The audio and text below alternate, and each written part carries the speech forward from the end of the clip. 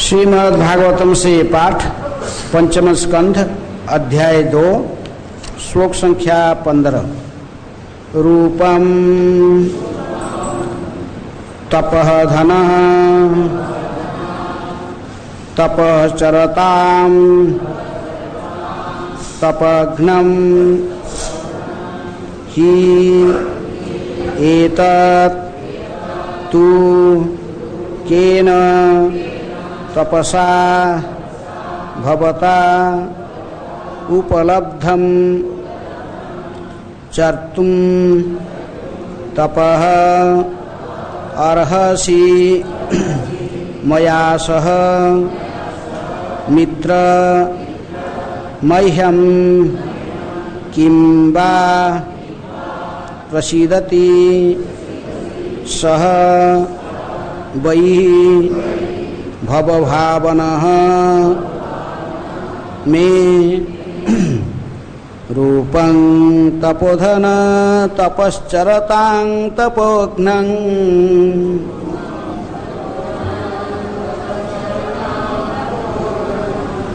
हि एतत् केन तपसा भवता उपलब्धम्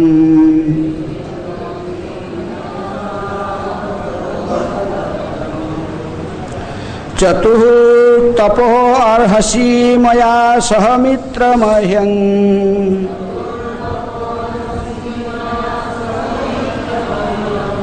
किं वा प्रसीदति स वै भवभावनो मे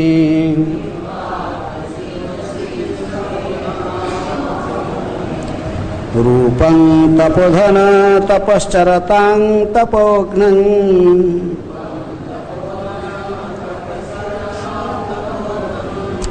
हि एतत्तु केन तपसा भवतो उपलब्धम्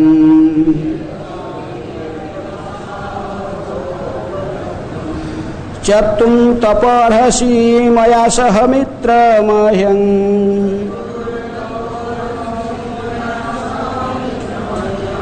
किं वा प्रसीदति स वै भवभावनो मे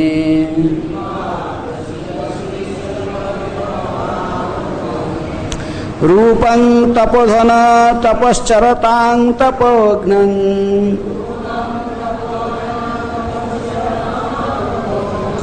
हि एतत् केन तपसा भवता उपलब्धम्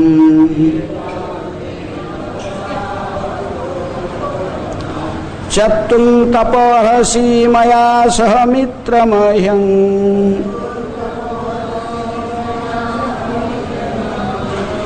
किं वा प्रसीदति स वै भवभावनो मे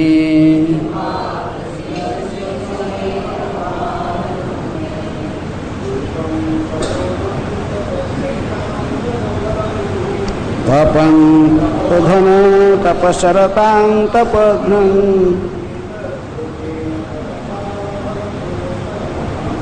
हि एतत् केन तपसा भवता उपलब्धम्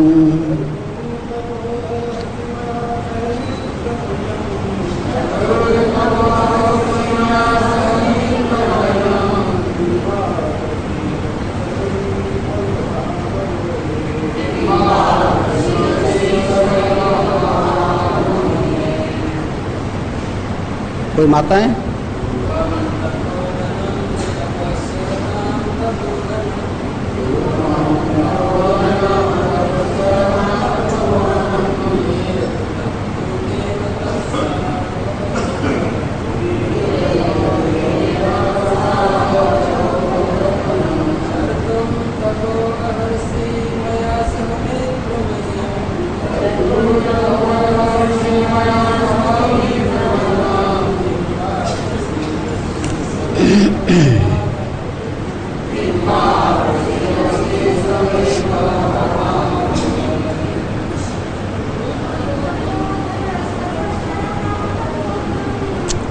रूपं तपोधन तपश्चरतां तपोघ्नं हि एतत् केन तपसा भवता उपलब्धम् चतुः तपोहसि मया सह मित्रमह्यं किमा प्रसीदति स वै भवभावनो मे।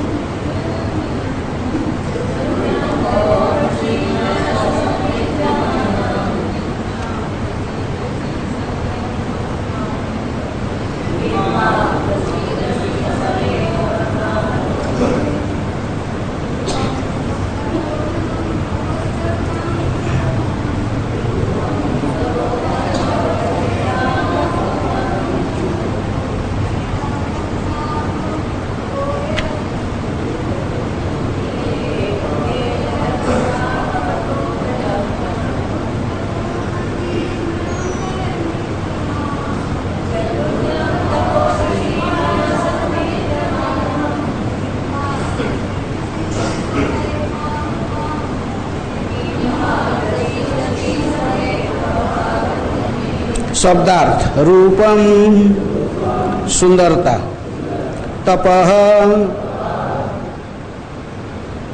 तपः धन, हे श्रेष्ठ तपस्वी, तपः चरता तपस्या में संलग्न पुरुषों का, तपघ्नम तपों का विशिष्ट करने वाला, तपों का विनिष्ट करने वाला,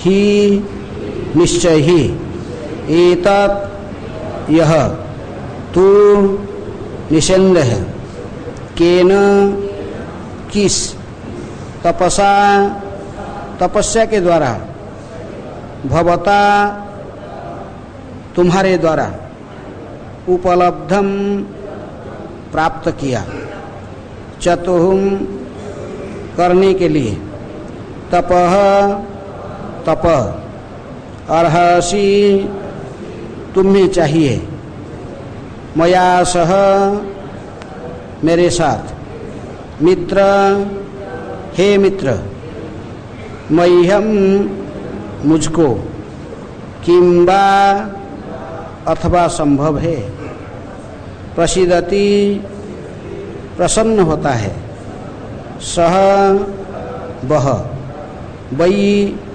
निश्चय ही, भवभावन इस ब्रह्मांड का सृजन करता,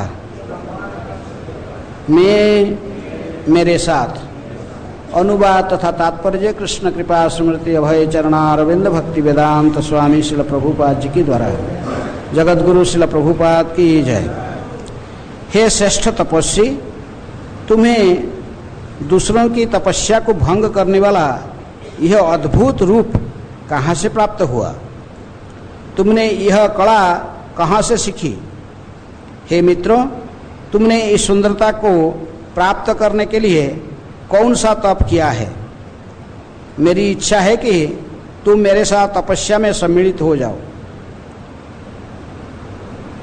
क्योंकि हो सकता है कि इस ब्रह्मांड के सृष्टा भगवान ब्रह्मा ने मुझ पर प्रसन्न होकर तुम्हें मेरी पत्नी बनने के लिए भेजा है।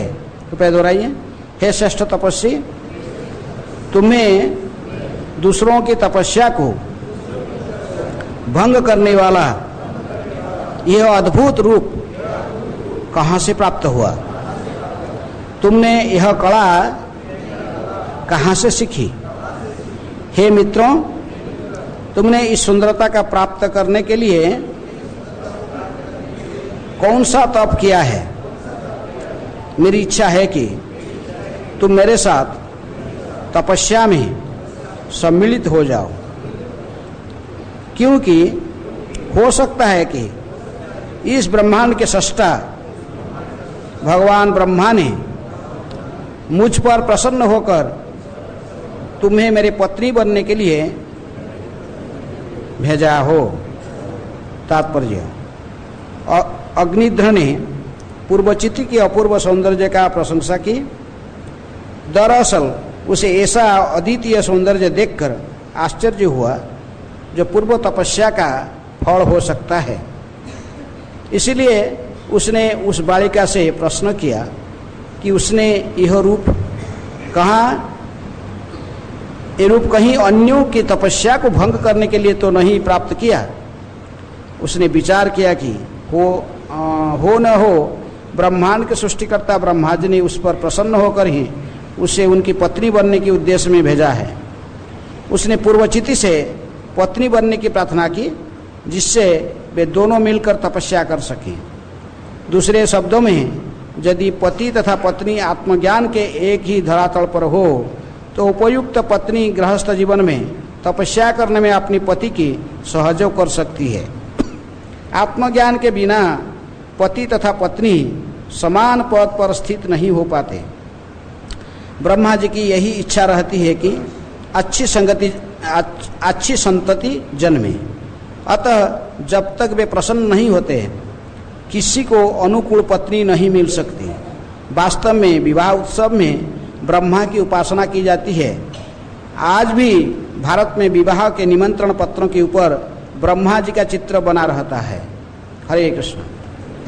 ओम अज्ञानातिमिरान्धस्य ज्ञानाञ्जन शलाकया चक्षुरुन्मीलितं येन तस्मै श्रीगुरुवे नमः। श्रीचैतन्य मनोभीष्टं स्थापितं येन भूतले स्वयं रूपः कदा मह्यं ददाति स्वपदान्तिकं। वन्देऽहं श्रीगुरो श्रीयुतापदकमलं श्रीगुरून् वैष्णवांश्च श्रीरूपं साग्रजातं सहगणा रघुनाथानितं तं सजीवं साद्वैतं सावधूतं परिजनसहितं कृष्ण चैतन्यदेवं श्रीराधा कृष्णपदान् सहगणललिता श्रीविशाखानितांश्च। नमो ओं विष्णुपादाय कृष्णप्रेष्ठाय भूतले श्रीमते भक्तिवेदान्त स्वामिनिति नामिने। नमस्ते सारस्वते देवे गौरवाणी प्रचारिणे निर्विशेषः शून्यवादी पाश्चात्यदेशतारिणे। नमो महावदान्याय कृष्णप्रेम प्रदायते कृष्णाय कृष्णचैतन्य नामिने गौरतिसे नमः। हे कृष्ण करुणा सिंधु दीनबंधु जगत्पते गोपेशः गोपिका कांत राधा कांत नमस्तुते। तप्त कांचन गौरांगी राधे वृंदावनेश्वरी वृषभानुसुते देवी प्रणमामि हरिप्रिये। वाञ्छाकल्पतरुभ्यश्च कृपा सिन्धुभ्येव च पतितानां पावनेभ्यो वैष्णवेभ्यो नमो नमः। श्री कृष्ण चैतन्य प्रभु नित्यानंद श्री अद्वैत गदाधर शिवासादि गौर भक्तवृंद। हरे कृष्णा कृष्ण कृष्ण हरे हरे, हरे राम राम राम हरे हरे। रूपं तपोधन तपश्चरतां तपोघ्नं हि एतत्तु केन तपसा भवतो उपलब्धं। चत्तुं तपहर्षि मया सह मित्रमह्यं किं वा प्रसीदति स वै भवभावनो मे। हे श्रेष्ठ तपस्वी, तुम्हें दूसरों की तपस्या को भंग करने वाला यह अद्भुत रूप कहाँ से प्राप्त हुआ? तुमने यह कला कहाँ से सीखी? हे मित्र, तुमने इस सुंदरता को प्राप्त करने के लिए कौन सा तप किया है?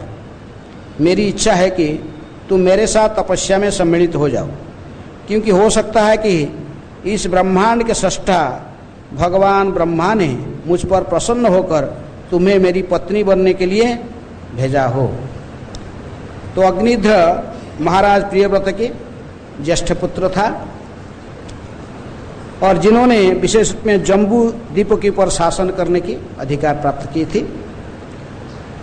और लेकिन राज्य शासन तो कुछ साल तक उन्होंने अकेले ही करते रहा, लेकिन बाद में सोचने लगा कि अवश्य मुझे विवाह करना चाहिए, क्योंकि राजा को बैचलर नहीं होता। कोई राजा बैचलर रहता है, बिना शादी के कोई राजा नहीं होता। राजा के साथ में अवश्य रानी होना जरूरी है।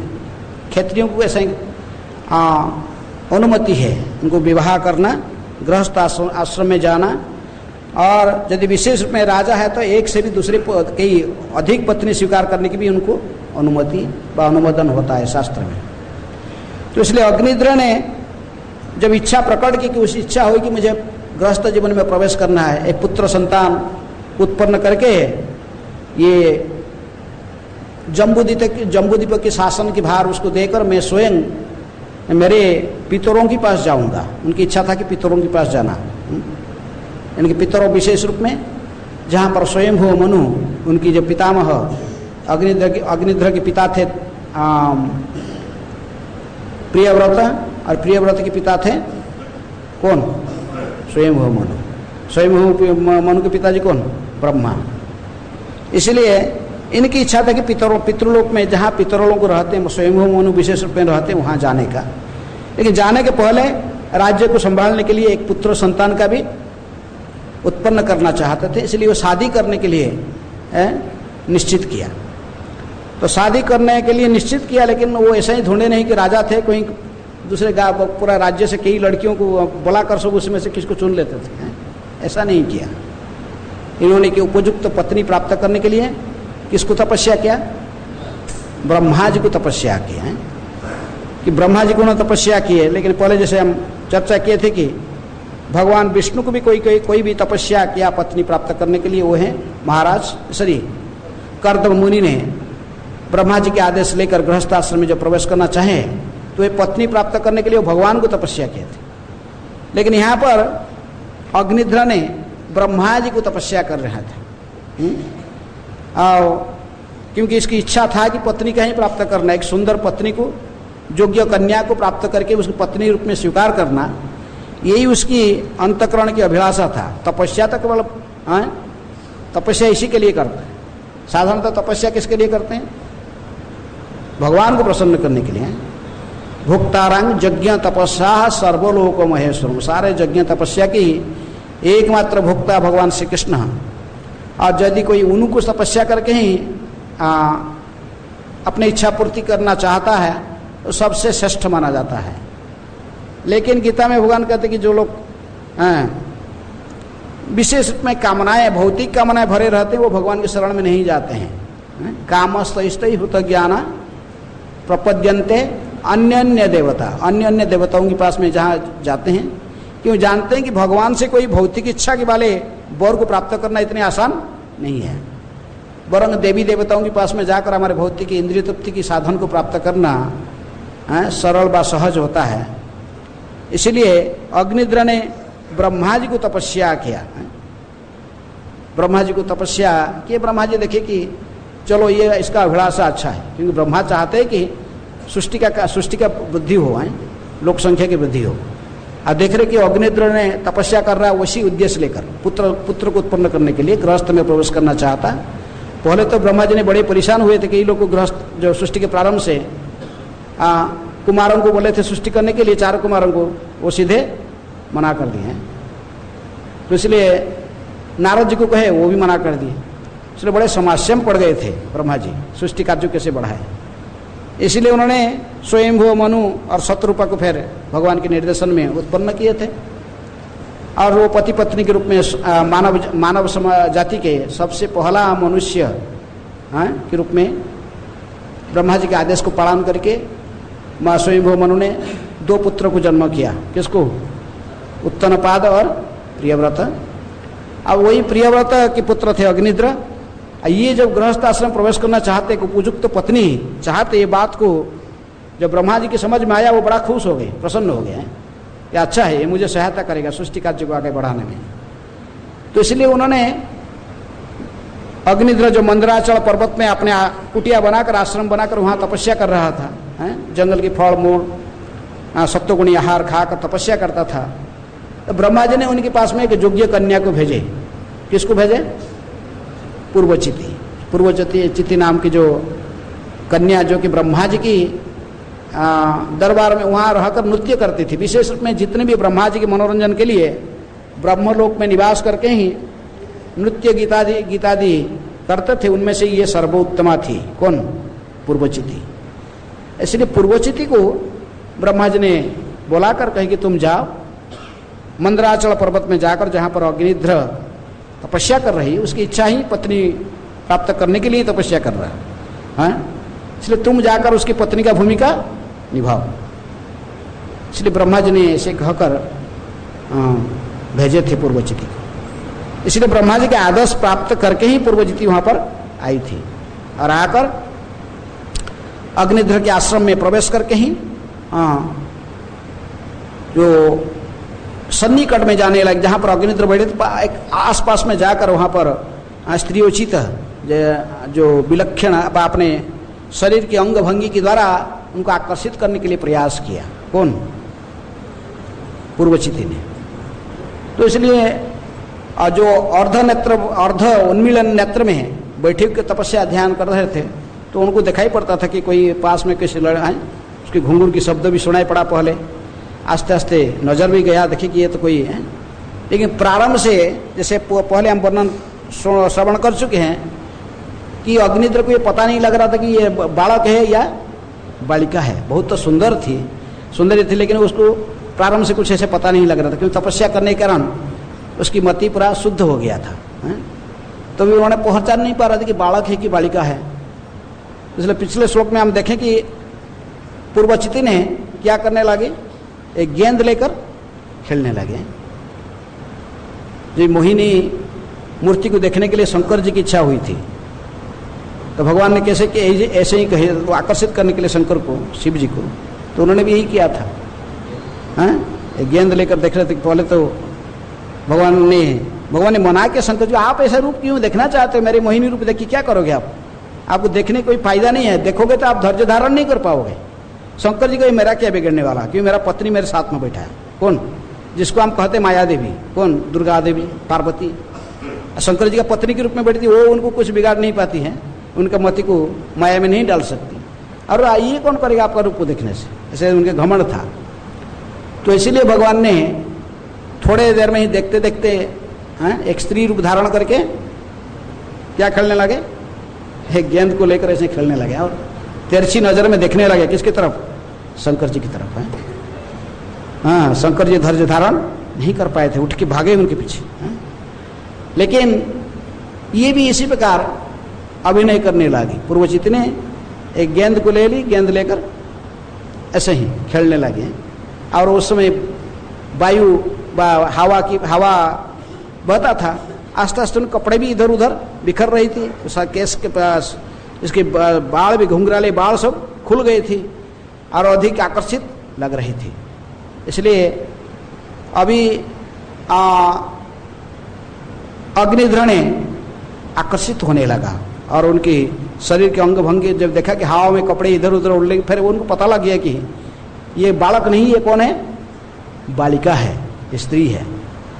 तो इसलिए उन्होंने इस श्लोक में कहते कि रूपंग तपोधन तपश्च रतांग तपघ्न। हे तपस्विनी, तपधन तपस्विनी, तुमने अभी पहले तब उसको बालक कहे कि मैंने पुंगलिंग में संबोधन करता, अभी से कहा, अभी इनको स्त्रीलिंग में संबोधन करने लगे। कहे कि ये तपस्विनी, तुझे इतनी सुंदर रूप कैसे प्राप्त किया और ये कारण क्या है? क्या तुम्हारा उद्देश्य? ऐसे सुंदर रूप धारण करने की उद्देश्य क्या है? क्योंकि साधारणतः ऐसा ही सुंदरियों की प्रकट होती है, कहीं तपस्या कर रहा था उस पास में आके पहुंचते हैं, इसलिए क्या उद्देश्य होता है? तपस्या को नष्ट करना है। साथ ही इंद्र को भी कोई भेजती है ऐसे अप्सराओं को स्वर्ग से, कोई तपस्या करता है तो विश्वामित्र को तपस्या को भंग करने के लिए आ गई एक अप्सरा। कौन है? मेनका आ गई थी।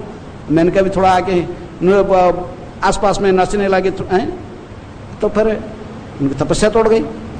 हैं। कई तपस्वियों की चरित्र में हम यही देखते हैं, यदि कोई तपस्या करता है, देवता लोग ने विशेष रूप में किसी सुंदरी अप्सरा को भेज देते हैं जाके उसके तपस्या को भंग करने के लिए। इसलिए अग्निद्र की ऐसे ही सोचने लगा कि हो सकता है कि तुम इसके कहाँ ऐसे सुंदर रूप धारण करके यहाँ विचरण कर रही हो, क्या तुम्हारा उद्देश्य क्या है? क्या तुम तपस्या को भंग करने के लिए इधर आए हो? हैं, तपस्वियों की तपस्या को भंग करने के लिए तुमको कैसे सुंदर रूप प्राप्त हुआ? ऐसा सुंदर रूप क्यों प्राप्त हुआ तुमको? हम पुराण के कई पुराणों में इतिहास देखेंगे तो कई स्थान पर ऐसे ही सुंदरियाँ अप्सराएं आकर तपस्या को भंग करती हैं। कई तो इनके क्या उद्देश्य है ये वो पूछने लगा। क्यों आए हो इधर? तुम्हारी इतनी सुंदर रूप, तुम क्या किसी तपस्या को भंग करने के लिए ऐसे सुंदर रूप तुमको मिला है?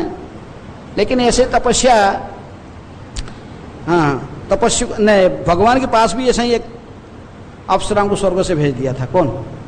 इंद्र ने भेजा था। जब नारायण ऋषि वो भी बद्रिका आश्रम में तपस्या करते थे, हैं नारायण ऋषि, तो वहाँ पर स्वयं भगवान ही नारायण ऋषि के रूप में सत्य युग की धर्म सिखाने के लिए तपस्या है वहाँ पर अवतरित हुए थे। और वो तपस्या कर रहे थे तो ये इंद्र को मूर्ख को सोचा कि ये भी कोई तपस्या शुरू कर रहा है, हैं ये भी कोई मेरे पद फद ले लेगा, कुछ इसका उद्देश्य होगा। तो इसलिए वहाँ पर इंद्र ने भी कुछ भेजा था अप्सराओं को नृत्य करने के लिए। लेकिन यह अप्सराओं को नृत्य देखकर भगवान मुस्कुराने लगे, हंसने लगे कि ये सब कैसे आए हैं। भगवान के मुस्कुराने लगे, समझ गए इंद्र की क्या उद्देश्य है। इसलिए भगवान के शरीर से सब और सुंदरी अप्सराएं निकलने लगे। जो स्वर्ग से आए थे अप्सरा, उनसे कई गुण की सुंदरी अप्सराएं निकलने लगे हैं। उनमें से एक अप्सरा थी कौन? उर्वशी। उर्वशी भी उनमें से एक थी। भगवान के ऐसे कार्य को देखकर ये सब डर गए, सब आए थे भयभीत हो गए थे कि अरे क्या होगा अभी। एक बार तो हमको ये भेजा था इंद्र ने तपस्या भंग करने के लिए, किसका? शंकर जी का भी। तो कंदर माने कामदेव स्वयं गए थे, रति गए थे और हम भी गए थे उनके साथ। तो वहाँ तो शंकर जी ने क्रोधित होकर तीसरे नेत्र में देखे तो कंदर्प को भी जला के राख बना दिए थे। अभी क्या होगा, ये तो और कोई है बड़े तपस्वी है। भयभीत हो गए, कंप रहे थे भय से। तब फिर भगवान ने मुस्कुरा कर कहे कि तुम्हारा कोई दोष नहीं, तुमको भेजा कौन भेजा? इंद्र ने भेजा।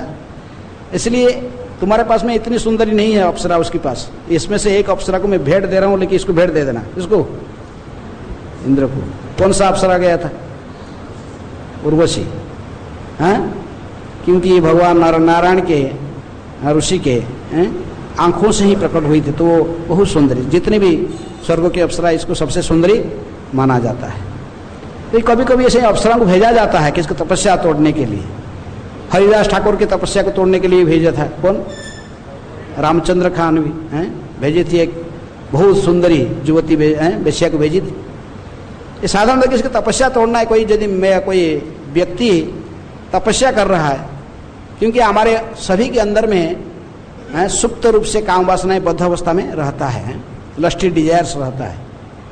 एक बार प्रभुपाद जी ने हवाई में समुद्र किनारे चल रहे मैंने वॉकिंग करते थे, लेकिन कई लोग आकर प्रणाम करते थे। बार बार सब आकर प्रभुपाद जी प्रणाम करते थे। जानते नहीं, अनजाने लोग सब आकर प्रणाम करते थे। प्रभुपाद जी कहे कि ये सारे मुझे क्यों प्रणाम कर रहे हैं? इतने लोग, मेरे को तो पहचानते नहीं ये लोग, ये उठना रही यहाँ के लोग को, ये मुझे क्यों प्रणाम करते हैं? तो कई लोग कई कारण बताया कि प्रभुपाद जी आप शुद्ध भक्त है, बहुत कुछ ऐसे इधर उधर बोले। लेकिन प्रभुपाद जी ने सेटिस्फाइड नहीं हुए। अंत में प्रभुपाद जी ने कहे कि because I have no sex desire, मेरे पास में संभोग की इच्छा नहीं है, स्त्री संभोग की इच्छा नहीं है। यदि कोई व्यक्ति इसी से मुक्त हो जाता है, किससे? लस्टी डिजायर से, अपोजिट सेक्स के आकर्षण से मुक्त हो जाता है, वो व्यक्ति महान बनता है। उसके अपने आप लोग सम्मान करते हैं उसको, अपने आप लोग उसको सम्मान करने लगते हैं। प्रभुपाद जी कहे कि संसार में सभी लोग इसी बंधन में फंसे हुए हैं, स्त्री और पुरुष के आकर्षण में। ये लस्टी डिजायर के कारण ये 84 लाख जोनी में सारे जीवात्माएं घूम रहे हैं, और कुछ कारण नहीं। यदि कोई व्यक्ति इसी से मुक्त हो जाता है, इस यौन आकर्षण से मुक्त हो जाता, तो मुक्तात्मा बन जाता, तो सभी के लिए पूजनीय हो जाता है। तो इतनी होना कहीं आसान नहीं है। हम जितने भी ये रूम में बैठे हैं कक्षा में, किसी ना किसी डिग्री में सबके पास में आकर्षण है। किसी पर 90%, किसी के 80%, किसी 70%, किसी के 50%। लेकिन ये आकर्षण होने के कारण हम बंधे हुए हैं। बद्ध जीवन का अर्थ क्या? हम बंधे हुए हैं। इसलिए बंधन का जो मुख्य रस्सी है वो है दृष्टि, डिजायर, जिसके माध्यम से माया भगवान की बहिरंग शक्ति हमको बांध के रखा है भौतिक जगत में, जिसी कारण से हम बार बार जन्म मृत्यु चक्र में भटकते रहते हैं। स्त्री आकर्षण हो गया पुरुष को, पूरा अगला जन्म उसको स्त्री का मिल जाएगा। स्त्री का पुरुष का आकर्षण रहा, अगला जीवन में क्या मिलेगा? पुरुष बन जाएगा, कभी स्त्री का शरीर, कभी पुरुष का शरीर। ऐसे घूमते रहेंगे यदि हम परस्पर में यौन आकर्षण को समाप्त नहीं करेंगे। इसलिए प्रभुपाद जी कहे कि ये सारे लोग मुझे सम्मान करते, मुझे प्रणाम करते, किस लिए? I have no sex desire, मेरे पास में यौन इच्छा का संभोग की इच्छा नहीं है। और प्राय सभी के पास में किसी ना किसी डिग्री में ये रहता है। जैसे आप बीरबल और अकबर की कहानी सुने हैं। बीरबल, अकबर ने पूछा बीरबल क्या कि देखो कब तक ये हमारे मन में, एक पुरुष के मन कब तक लस्टी डिजायर रहता है, उपभोग करने की इच्छा कब तक रहता है? तो बीरबल ने कहा कि कब तक? मरते तक, अंतिम समय तक रहता है। अकबर ने कहा कि ऐसे कैसे संभव होगा? यदि कोई बद्ध जीव है उसको रहेगा अंतिम समय तक। बोला देखो ऐसे कैसे हो सकता है? कोई बुढ़ा हो जाएगा 70 साल मरे तो उसका मतलब कोई उसका इंद्रिय तो शिथिल हो गया, कैसे सेक्स डिजायर रहेगा उसके पास? लेकिन बीरबल ने कहा कि चलिए आप आज थोड़ा हॉस्पिटल का प्रदर्शन है क्या, परिदर्शन करेंगे आपको, चलिए। और आपका सबसे छोटा लड़की जो बहुत सुंदरी लड़की है उसको भी साथ में लेकर चलिए, राजकुमारी को लेकर साथ में चलिए। और एक आदमी ने, बुढ़े आदमी ने मर रहा था, 95 ईयर्स एज, मरने वाला अभी, और घोषणा हो गया अभी बादशाह परिदर्शन में पधार रहे हैं हॉस्पिटल का। और अकबर जा रहे थे, बीरबल अकबर जाता है, उनके पीछे वो लड़की भी जा रही थी, राजकन्या। अकबर को उसको कोई आकर्षण नहीं हो, बोलेगा बादशाह है। लेकिन जब थोड़ा सा उनके घुंघरू के शब्द में सुनाई पड़ा, किसका? राजकन्या की। मरते हुए मर रहा था, वो राजकन्या के मुख को देखते देखते वहीं शरीर त्यागा। ये आकर्षण कि सुंदरी स्त्री को देखना व सुंदर पुरुष को देखना, ये परस्पर में आकर्षण रहता है अपोजिट सेक्स में अंतिम समय तक। यदि वो मुक्तात्मा नहीं हुआ, यदि भगवान की भक्ति करके भगवान की चरणारविंद संपूर्ण समर्पित नहीं हुआ, शरणागत नहीं हुआ, भगवान की बहिरंग शक्ति किसको छोड़ता नहीं है, इसलिए भगवान कहते कि मम माया दुरत्या। लेकिन जब तक मामय भजे प्रपद्यन्ते माया मेताम चरन्ति ते, जो संपूर्ण रूप में मेरी शरण में आता है, मेरी शरणागत हो जाता है, वो मेरी बहिरंगा शक्ति के प्रभाव से मुक्त हो जाता है। लेकिन यहाँ पर हम देख रहे कि अग्निध्र ने जानबूझकर इसमें फंसना चाहता था। वो पत्नी चाहती थी, पत्नी प्राप्त करने के लिए ही तपस्या कर रहा था। इसलिए उन्होंने कहा था कि हे तपस्वी, तुम्हें इतने सुंदर रूप क्यों धारण करके आई हो? लगता है कि तुम किसकी तपस्या तोड़ने के लिए आए, तपस्या भंग करने के लिए रूप धारण किया। लेकिन तुमको इतनी अच्छे रूप हैं कि न तपस्या भवत उपलब्धम, इतनी सुंदरी रूप तुझे कैसे प्राप्त हुआ? कौन सा तपस्या किया तुम इस रूप को प्राप्त करने के लिए, जो कि किसी को भी आकर्षण करने वाली तुम्हारी जो रूप है, इसको कैसे तुम प्राप्त किया? मैं चाहती हूं कि चतुर तपो महर्षि मया सह मित्र मह्यंग, मैं तुमको मेरे मित्र के रूप में स्वीकार करता हूं, इसलिए चलो दोनों बैठ के तपस्या करेंगे, साथ में तपस्या करेंगे। ये एक मैंने दूसरे कामी पुरुष की तरफ उत्कट काम ऐसे डायरेक्ट प्रकट नहीं करा, लेकिन बोल रहा है कि तुम भी जो मेरे साथ आ जाओ और दोनों मिलकर क्या करेंगे, तपस्या करेंगे। बोले कि तपस्या करेंगे, आओ। लेकिन फिर भी सोचते हैं कि तपस्या करेंगे, लेकिन मैं तपस्या कर रहा था किसके लिए? सुंदर पत्नी प्राप्त करने के लिए ब्रह्मा को तपस्या करता है।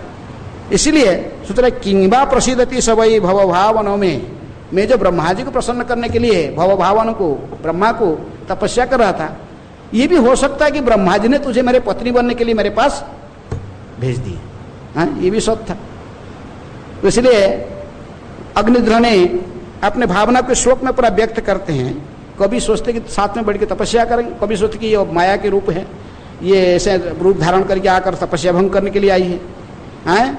और कभी सोचता है कि इतनी सुंदर रूप इसको कैसे मिला, ऐसे भी ये भी कोई तपस्या किया होगा, नहीं तो इतनी सुंदरी कैसे बन गई। और कभी सोचते कि नहीं नहीं, अब वो भी सुंदरी है, मैं भी कुछ कम नहीं हूँ, दोनों बैठ के साथ में तपस्या करेंगे। लेकिन बाद में फिर सोचने लगा कि नहीं, ये भी हो सकता, मैं तपस्या किसके लिए कर रहा था, सुंदरी एक पत्नी प्राप्त करने के लिए ब्रह्मा जी को तपस्या कर रहा था। हो सकता है कि ब्रह्मा जी प्रसन्न होकर मुझे ये कन्या को भेज दिए मेरी पत्नी बनने के लिए।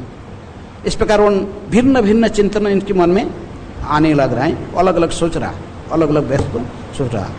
तो इसलिए प्रकृति में यदि ब्रह्मा जी की कृपा नहीं होता है, प्रभुपाद जी कहते किसी को पत्नी प्राप्त नहीं होता है, ब्रह्मा जी ही सूत्रधर है, क्योंकि सृष्टि को आगे बढ़ाना, सुंदर संतानों की संतति को उत्पन्न करना, ये सदा ब्रह्मा चाहते हैं, सृष्टि का जैसे बढ़े हैं।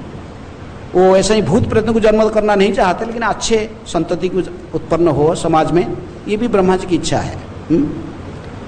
जब वो चाहते थे तो उत्पन्न करने के लिए, जब चारक कुमार ने मना कर दिया, नारद मना कर दिया, फिर रुद्र जो ब्रह्मा जी क्रोध से उत्पन्न हुआ, रुद्र ने फिर कहा कि तुम, बोला हाँ मैं पिताजी आपका सब काम करूंगा, आपका इच्छा मानूंगा। तो उन्होंने फिर क्या सृष्टि करने लगा, सब भूत प्रेत सो अद्भुत सब उत्पन्न, और सब ब्रह्मा जी को खाने के लिए भागे, जो ब्रह्मा जी को पकड़ने के लिए।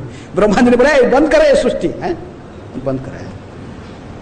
तो इसलिए फिर उन्होंने स्वयंभू मनु को सृष्टि किया, स्वयंभू मनु ने अच्छे संतति को उत्पन्न किए, और स्वयंभू मनु की वंश में ही ये आए, कौन, अग्निध्र। इसलिए ब्रह्मा जी ने चाहते कि ये भी सृष्टि कार्य में मदद करें, और इसलिए उन्हें पूर्वचिति को भेजे, जाके तुम उसकी पत्नी का भूमिका निभाओ। अब वो पधार गई अभी, लेकिन प्रभुपाद जी कहते कि तो ब्रह्मा नहीं चाहते हैं कि इसको योग्य पत्नी भी मिलना संभव नहीं है, इन्होंने ही भी, यदि वो भगवान को तपस्या कर रहे थे कर्दम नहीं, लेकिन ब्रह्मा जी ने ही आकर स्वयंभू मन को कहे, उनको तो कहे कि ये तुम्हारे पति, तुम्हारे जो कौन कन्या की पति कौन बनेगा, ये कर्दममुनि बनेंगे, उनको लेकर वहां पर जाओ, कर्दममुनि के तपस्या स्थल में जाओ और उनको अर्पण करो कन्या को। भगवान भी ये बात आके उनको कह दिए थे पहले। यदि किसी को पत्नी चाहिए, साधारणतः गोपियां लोग ने किसको प्रार्थना करते थे पति के लिए, कात्यायनी को, कात्यायनी व्रत कर कात्यायनी को प्रार्थना करते थे कि कात्यायनी महामाये महाजोगिनी अधीश्वरी नंद गोप सुतंग देवी पतिंग में कुरुते ममा। मेरी नंद गोप का लाला कितनी सुंदर है, इसको हमारा पति बना दो, तुम सब कुछ कर सकती हो, महाजोगिनी अधीश्वरी, तुम सब कुछ कर सकते, इसलिए नंद की लाला को हमारा पति बना दो। तो कात्यायनी पूजा करते। लेकिन यदि किसको पत्नी चाहिए तो फिर यहाँ पर करके प्रभुपाद जी कहते ब्रह्मा जी की कृपा होने से पत्नी, और ये ही शादी कराते हैं। यहाँ तक इन्होंने राधा कृष्ण का भी शादी कराए हैं, भांडीर वन में, भांडीर वन में है ना, आज भी राधा कृष्ण की शादी मंडप है। तो राधा कृष्ण को शादी कराए, कौन शादी कराया, ब्रह्मा जी ने ही शादी कराए हैं। वही पुत्र ने पिता बनकर कन्या दान की, राधा रानी को दान की है कृष्ण। तो इसलिए ब्रह्मा जी की जो कृपा होने से योग्य पत्नी मिलता है, क्योंकि उन्होंने आकर शादी कार्य होता तो कहीं वो बड़ा प्रसन्न होते। इसलिए प्रभुपाद जी कहते हैं आजकल भी, आज भी यदि कोई शादी का कार्ड छुपाते हैं, शादी कार्ड छुपाते हैं, उसका पर किसका छवि रहता है, प्रजापति। मेरे को देखा नहीं कोई शादी कार्ड, मेरे पास तो आया नहीं कभी, लेकिन जो आप लोग के पास इन्विटेशन कार्ड आया होगा शादी का है, तो उसका पर ब्रह्मा जी की छवि रहता है। प्रभुपाद जी लिख रहे हैं, सच है, सच है। जो प्रभुपाद जी लिख रहे झूठ क्यों लिखेंगे। प्रभुपाद जी कहते आज भी शादी के कार्ड के ऊपर ब्रह्मा जी की चित्र रहता है। वो प्रजापति है, प्रजाओं को वृद्धि करना उनकी, और शादी नहीं करेगा तो प्रजा कैसे वृद्धि होंगे, शादी करेगा तभी तो संतान को उत्पन्न होगा, तभी। तो इसलिए संसार की वृद्धि के गृहस्थ में प्रवेश करने के लिए पत्नी चाहिए, तो अग्निध्र की तरफ ब्रह्मा जी की पूजा करना। यदि वो कलि युग में ब्रह्मा जी की पूजा करना मना है, एक केवल राजस्थान में एक है ब्रह्मा जी का तीर्थ है, कौन सा, पुष्कर तीर्थ, जहाँ ब्रह्मा जी ने तपस्या किया था सृष्टि के प्रारंभ में, पुष्कर। तो वहाँ पर ब्रह्मा जी का मंदिर है। लेकिन राजस्थान में और भी बना दिए कई ब्रह्मा जी मंदिर इधर उधर बना हुए हैं। ब्रह्मा जी को तपस्या किस लिए नहीं करना चाहिए, नहीं किस लिए पूजा करने मना इस युग में, कौन जानता है। किस लिए ब्रह्मा जी की पूजा करने के लिए मना गया, शास्त्र में मना किया गया? हैं? क्योंकि नारद जी के अभिशाप। नारद जी ने जब ही मना कर दिए, मैं आपको ये सृष्टि प्रजा सृष्टि करने के लिए मैं गृहस्थाश्रम प्रवेश नहीं करने वाला हूँ, मैं तो मेरे बड़े भाइयों को अनुसरण करूंगा। किनको?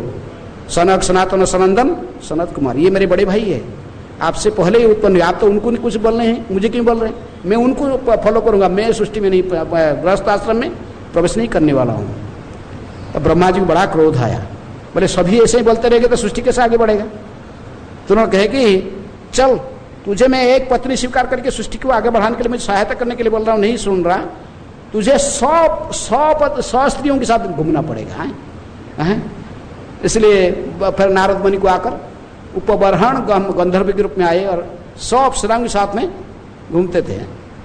घूमते घूमते फिर जब म्यूजिक बजाते थे, एक बार नारद जी की उनको इन्विटेशन आया, ब्रह्मा जी के दरबार में म्यूजिक पटी, और जो गए वहाँ पर नारद जी ने जो उपबर्हण गंधर्व बने थे, लेकिन उनके आकर्षण एक विशेष अप्सराओं के प्रति था, तो जब म्यूजिक बजाते थे तो बिना बजाते तो उनको ठीक से ताल नहीं मिलता था। ब्रह्मा जी ने क्रोधित हुए, बोले तू ये स्वर्गलोक में गंधर्व बन के रहने के भी योग्य नहीं है, जा दासी पुत्र बन जा, शुद्राणी के पुत्र बन के मर्त्यलोक में चले जा। है इस प्रकार ब्रह्मा जी, लेकिन जब ब्रह्मा जी ने नारद जी को अभिशाप दिया कि तुम 100 एक पत्नी स्वीकार नहीं कर रहा, अभी 100 स्त्रियों के साथ घूमते रहोगे। ये बात कहने से नारद जी को भी थोड़ा क्रोध आया। उन्होंने भी रोते रोते कहे कि देखो पिताजी, आप मेरे पिता हो, पिता न सस्या जननी न सस्या, पिता का काम है अपने पुत्र को भगवत धाम पहुंचाने के लिए मार्ग बताना। मैं तो भक्ति करके भगवान धाम जाना चाहता था और आप मुझे अकारण में तपस्या ऐसे अभिशाप दिए, इसीलिए जगत में कोई भी आपको पूजा नहीं करेंगे। ऐसा जो पिता है अपने पुत्र को भगवत धाम जाने के लिए रुकता है, भक्ति करने में रुकता है, तो ऐसे पिता को कोई भी नहीं पूजेगा। ऐसे व्यक्ति तुमको जगत में कोई भी पूजा नहीं करेगा। से ब्रह्मा जी अपूज्य माने जाते हैं इस संसार में, फिर भी कहीं एक जगह में इनको पूजा जाता है पुष्कर तीर्थ में। फिर भी प्रभुपाद जी कहते कि ब्रह्मा जी के काम है जोड़ना, स्त्री पुरुषों को शादी करा के, शादी के माध्यम से अवैध संघ के लिए नहीं। ब्रह्मा जी इसको प्रोत्साहित नहीं करते हैं, किसको? अवैध संघ को। इन्होंने यज्ञ की मारे प्रजापत्य विधि से, यज्ञ के माध्यम से, यज्ञ में ही ये भी एक विवाह को भी एक यज्ञ कहते हैं, विवाह यज्ञ, भगवान के अनुमोदन के साथ यज्ञ में ही स्वीकार करना पति पत्नी के, कोर्ट में जाकर नहीं। तेरा मेरा राजी क्या करेगा काजी, इसको ब्रह्मा समर्थन नहीं करते, न भगवान ही समर्थन करते, ये नहीं। विवाह के द्वारा गुरुजनों की वयोज्येष्ठ व्यक्ति की सम्मति के साथ यज्ञ में भगवान विष्णु, यज्ञ अर्थात भगवान विष्णु, यज्ञपति भगवान विष्णु के सामने जैसे हम दीक्षा भी लेते हैं, उसी प्रकार यज्ञ में ही पति पत्नी पानी ग्रहण करते हैं एक दूसरे का, माने हाथ इनको हाथ रख के मंत्र उच्चारण करके फिर इनको ब्राह्मण नहीं पति पत्नी के रूप में सबके सामने विवाह कराता है। इसी प्रकार राधा कृष्ण का भी विवाह ब्रह्मा जी ने कराया। वो जानते बात में लोग क्रिटिसाइज करेंगे नहीं तो हैं, इसलिए जो छोटे बच्चे थे भी कन्हैया छोटे बच्चे थे, और एक बार नंद महाराज ने इनको गोद में लेकर गए भांडीर वन में घूमते घूमते गाय के पीछे। अब भगवान की इच्छा से तुरंत झड़ तूफान बात्या आ गया, और कन्हैया तो डर कर ब्रह्मा जी गले को पकड़ नहीं पिताजी को गले को पकड़ के रहे नंद महाराज के। नंद महाराज सोचते मैं कैसे बचाऊं ये झड़ तूफान से, मेरी लाला को कैसे बचाऊं, और कृष्ण भी भयभीत होकर अपना गले को ऐसे ही पकड़ के रखे थे। तो उसी समय राधा रानी को पधारी है, देख रहे दूर से एक अपूर्व ज्योति है, ज्योतिर्मय आलोक उनकी तरफ आ रहा है। सन्निकट में आते ही देखे कि नंद महाराज उसी ज्योति के बीच में कौन है, ये तो वृषभानु नंदिनी है, पहचान गए। तो उनको सब गर्ग मुनि के सारे बात याद है। गर्ग मुनि ने कहे थे कि ये वृषभानु नंदिनी जो है ये आद्याशक्ति है, कोई साधारण बालिका नहीं है, ये तुम्हारे कृष्ण की कृष्ण की योग्य कन्या है। तो देखिए कि भयभीत थे, लेकिन राधा रानी तुरंत हाथ ऐसे आगे बढ़ाकर मांग रही थी। नंद महाराज ने अपने लाला को उनके हाथ में दे दी। कन्हैया को जब राधा रानी ने पकड़े, कहे कि नंद महाराज कहे कि हे देवी, मैं तुम्हारी बारे में तुम्हारी महिमा को सभी सुना हूँ गर्ग मुनि के मुख से, नारद मुनि के मुख से, इसीलिए तुमने इस लाला को, मेरे लाला को लेकर उसकी माँ के पास में पहुंचा दो। ये कहकर नंद महाराज ने फिर अपने गाय को सुबह इकट्ठी करने के लिए ला गए, क्योंकि सबको गाय को लेकर फिर जाना। तभी फिर उसी थोड़ा राधारानी इधर घूम के नंद महाराज उस स्थान से जो दूर चला गए, फिर भांडीर बट के पास में पहुंचे। राधारानी ने उस कन्या को हाथ में लेकर पहुंचे, लेकिन तुरंत ही कन्या जब आ गए भांडीर बट के नीचे, वो किशोर बन गए हैं, बालक नहीं थे, किशोर बन गए। तुरंत ही वो भी जैसे किशोरी थी राधा, वो भी किशोर बन गए।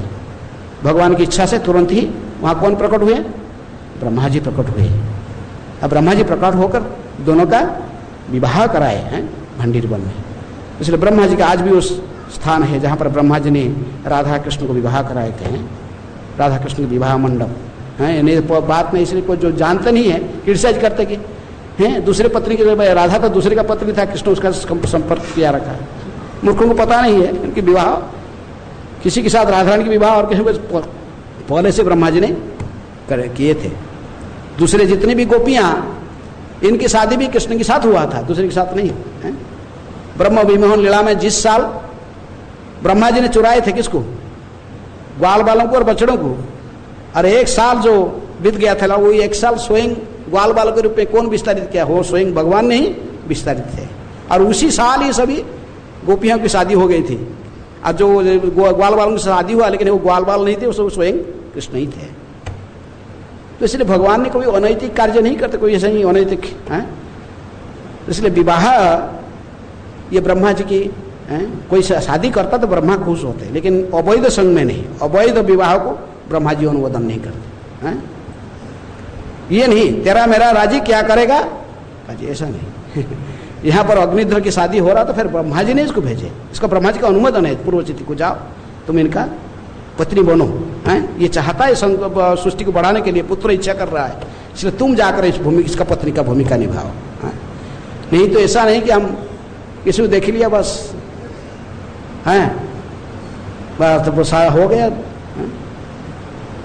मैं देखा वो भुवनेश्वर में है एक और कोई हमारे भक्त भुवनेश्वर का था, इधर अखंड कीर्तन में जॉइन किया था।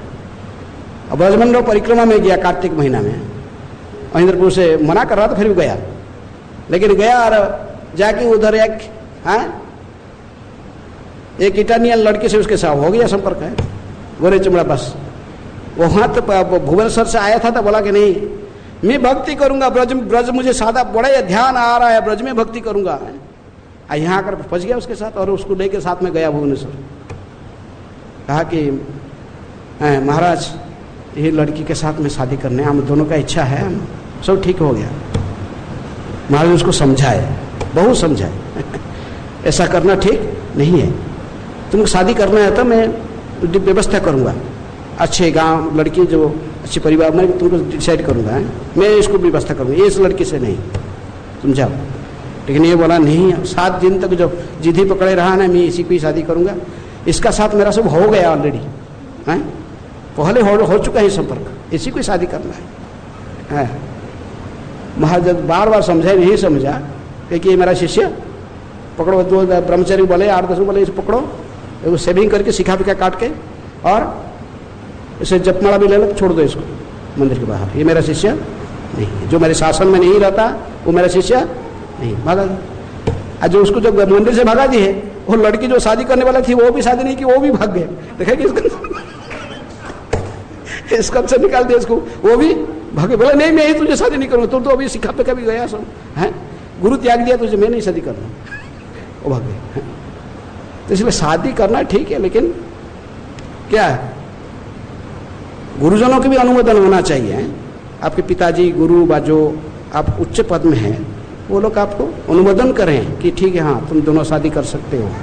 और शादी ऐसे कोर्ट में नहीं करने का नहीं कहा जाता शास्त्र में, शादी कहाँ वाला, यज्ञ में भगवान विष्णु को साक्षी रखकर हैं, यज्ञ माने भगवान विष्णु हैं, तो शादी को शादी कहा जाता। नहीं तो ये नहीं है तेरे मेरे राजी क्या करेगा काजी, ये ज़्यादा दिन चलने वाला नहीं है। नहीं, ये शादी ज़्यादा दिन चलता नहीं है ना, इसमें कुछ किसी का भलाई होता है, बाद में फिर समस्या सृष्टि होता है। लेकिन यहाँ पर तो अग्निद्र की विवाह का अनुमोदन किसकी था, ब्रह्मा जी की था, इसलिए ब्रह्मा जी ने स्वयं एक कन्या को चुनकर भेजे अग्निहोत्री के पास। अभी आगे पढ़ते रहेंगे इनके दोनों का कैसे विवाह होगा, फिर संतानों की उत्पन्न होगी। यदि विवाह होगा, विवाह इसलिए करते हैं, किस लिए विवाह करते हैं? पुत्रार्थे भार्या। एक भार्य किस लिए स्वीकार किया जाता है? पुत्र संतान को उत्पन्न करने के लिए। अग्निहोत्री की वही इच्छा था कि पुत्र को उत्पन्न करना। शादी इसलिए नहीं होता कि इंद्रिय तृप्ति के लिए। इंद्रिय तृप्ति के लिए शादी किया जाता है? नहीं, ये अनुमोदन नहीं है शास्त्र से, वो नरक में जाएगा। इंद्रिय तृप्ति के लिए शादी नहीं किया जाता। शादी किया जाता है एक पुत्र को उत्पन्न करने के लिए, कृष्ण भावना भावित संतान को उत्पन्न करना है। इसलिए यदि भक्त, प्रभुपाद कहते हैं यदि पत्नी भक्त है और पति भी भक्त है, दोनों मिलकर कृष्ण भावना में आगे बढ़ सकते हैं। लेकिन इनकी यदि मन में केवल इंद्रिय तृप्ति की भावना होगा, आजकल जैसे करते हैं, नहीं अरे बच्चा जन्म हो जाएगा तो फिर इंद्रिय तृप्ति ठीक से नहीं होगा, बच्चा जन्म की बंद करेंगे, बच्चा जन्म नहीं होना चाहिए, इंद्रिय तृप्ति चलते रहे लेकिन बच्चे को नहीं जन्म देंगे, ये अनुमोदन नहीं है। इसलिए पुत्रार्थे भार्या, एक भार्या को स्वीकार किया जाता है जब ये हमारा मन में एक पुत्र संतान को उत्पन्न करने, कृष्ण भावना भावित संतान को उत्पन्न करने के लिए इच्छा हो। नहीं तो देख लिया इसको, उसको उसका नजर आया वो बस हम दोनों अच्छा आनंद लूटेंगे, इंद्रिय तृप्ति करेंगे मैथुन के माध्यम से, ये बहुत गलत है, इसको अनुमोदन नहीं है, दोनों ही नरक में जाएंगे। ब्रह्मा जी ने तभी अनुमोदन किया जब अग्निहोत्र की शादी को अनुमोदन करके उसको ये पूर्वजति को भेजे, क्योंकि अग्निहोत्र मन में यही इच्छा था एक पुत्र संतान को उत्पन्न करके स्वयं राज्यभार उसको देकर वो पितरों के पास जाना चाहता था, मैं स्वयंभू मनु के पास है। लेकिन इसलिए इसी धारणा से ब्रह्मा जी के अनुमोदन व गुरुजनों के अनुमोदन के साथ शादी होता है, अपनी इच्छा से नहीं है। ये ज़्यादा समय टिकने वाला नहीं होता है। कोई प्रश्न है? किसी की कोई प्रश्न है? और प्रभुपाद जी कहा करते थे कि शादी करना है अपने शिष्य को, कहते थे शादी करना है तो 30 साल के पहले, 30 साल के अंदर शादी कर लेना। आफ्टर 30 साल मैं देखा लोकनाथ महाराज एक बार यज्ञ करके दिखा दे रहे थे, एक भक्त ने दिखाया तो उसको बोले कि तुम क्या शादी बनना, गृहस्थ बनना है? कुछ महाराज हटा कि नहीं, शादी बनना है तो गृहस्थ बनना। 30 साल के, ये प्रभुपाद जी के इंस्ट्रक्शन है, 30 साल के पहले। 30 साल क्रॉस कर गया तो फिर 60 साल के पर में तो 30 साल भजन के लिए रखना, भगवान की भक्ति के लिए है। हाँ, ऐसे बुढ़ापा में शादी करना क्या फायदा उसकी है? ऐसे शादी अनुमोदन नहीं होता है। कोई प्रश्न है किसकी?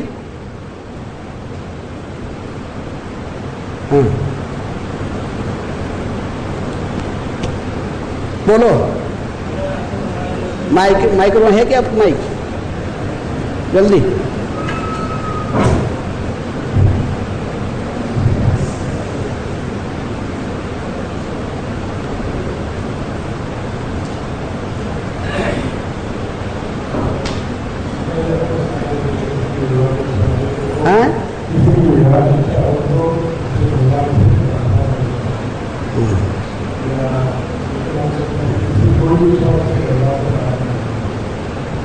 जो भक्त है तो किसको फॉलो करता है? जो विष्णु भक्त है तो वो किसको फॉलो करेगा? और कौन भगवान को शादी करने के लिए कौन प्रार्थना किया था कन्या के लिए है? अभी दूसरा उदाहरण दिया गया ना, जो भगवान को शरण में गया था इसको पत्नी प्राप्त करने के लिए, कौन था? कर्दम मुनि। भगवान की शरण में जाने से भगवान सब कुछ देते हैं। अकाम सर्व काम मुख्य काम उदारधि तीव्रेण भक्ति जोगेन जजेत पुरुषम परम, परम पुरुष भगवान की शरण में जाना। लेकिन यहाँ पर ये अग्निहोत्र की ये पढ़ना नहीं, ज़्यादा पीढ़ी नहीं आया था। अग्निहोत्र को भगवत धाम जाना भी नहीं था, उसको कहाँ जाना था? पितृलोक में, स्वयं मनु के पास। ये ब्रह्मा जी के साथ रिलेशन भी समझता था ना कि ब्रह्मा जी के पास स्वयं मनु पुत्र प्रियव्रत, प्रियव्रत पुत्र, ये कितना पीढ़ी? 3-4 पीढ़ी है। इसलिए ब्रह्मा जी को अपना संबंधी मानता था, ये इनके भी नाना है ऐसा समझता था हैं। और जानता था कि वो शक्तिशाली है, वो कुछ करेंगे हैं? लड़का को शादी करना होता तो बाप को माँ के पास कहता है, माँ बाप के पास बताता है, वो समझ जाते हैं उसके माइंड को, फिर वो कुछ व्यवस्था करते हैं। तो इसलिए गुरुजन की अनुमोदन होना चाहिए, अपनी इच्छा से नहीं, इंद्रिय तृप्ति की भावना रखनी नहीं। इसलिए पहले आदर्श दिखाया गया है शादी कैसे होना ना, जैसे महाराज प्रियव्रत की शादी हुई। महाराज प्रिय शादी नहीं करना चाहते थे, नष्टिक ब्रह्मचारी थे हैं? नारद जी के शिष्य थे, लेकिन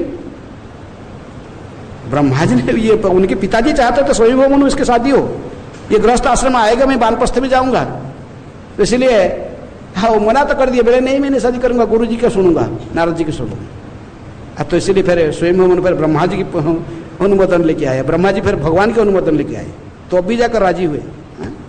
ऐसा नहीं,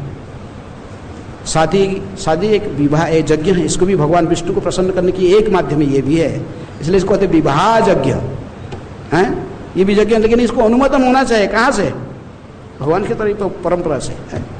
ऐसा नहीं कि कैसे भी शादी करो।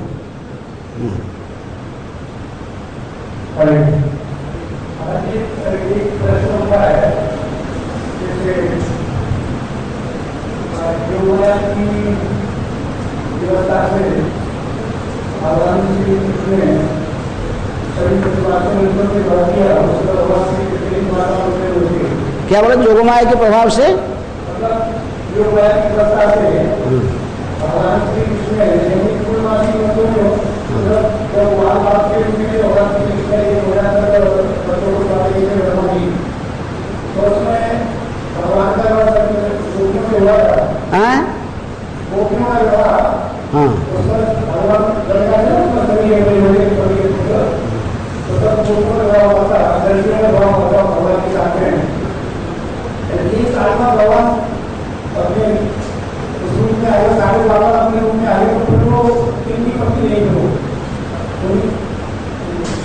तो वे तुम्हें बताया वही सब लोग जोगमाया थे, इसलिए ब्रह्मा जी जिस साल ब्रह्मा जी ने चुरा ली थी उस साल भगवान ने स्वयं ही ग्वाल के रूप में थे, इसलिए गोपियां से उनकी शादी हुआ, तो असली तो वो सब कृष्ण के ही पत्नी थे। भगवान उनके साथ नृत्य करते थे, तो वो कहाँ हो गए एक दूसरी पत्नी के साथ नृत्य किए, ऐसा नहीं हुआ।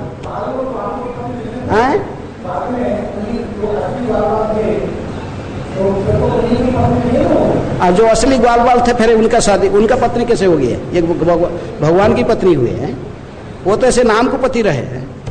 राधा रानी के पति जैसे था, उसको शाम होने से क्या होता था? शाम हो जाता था, क्या होता है? कुछ दिखाई नहीं पड़ता, अंधार कढ़ा रहता था। अभिमन्यु गोपियों के बच्चे थे गोपियों के बच्चे भी थे, ठीक है, लेकिन असलियत में प्रामाणिक दृष्टि से, भगवान को आरोप करने की दृष्टि से उसको मुक्त करने के लिए उनकी शादी भी हो गया था। ब्रह्मा जी ने ये भी व्यवस्था किए थे, भगवान के सभी के भगवान के साथ शादी हुए थे। गोपियाँ कई गोष्ठी की रहते थे, साधारण जैसे हम देखते कि बलराम जी की जो गोपियाँ, बलराम की भी रास रचाते थे, उनकी गोपियाँ भगवान के साथ नहीं मिलते थे। उनकी गोपियाँ बलराम की गोपियाँ बलराम के साथ, वो भगवान के साथ साख्य भावना रखते थे, बलराम के साथ माधुर्य। कृष्ण की गोपियाँ कृष्ण के साथ माधुर्य, बलराम के साथ साख्य, उनके साथ संपर्क नहीं रहता था। इन गोपियों की जो बच्चा होते थे उसको जोगमाया के द्वारा, भगवान की जो लीलाएं किसके माध्यम से होता है? उनकी अंतरंग शक्ति के अंतरंग शक्ति के माध्यम से सब लीलाएं संपन्न की जाते थे। लेकिन ये सब तो माया, जैसे कोई गोपियाँ आते थे नृत्य करने के लिए रास में आते थे, लेकिन उनकी छाया के एक छाया रूप भी वहाँ भी घर में छोड़ के आते थे।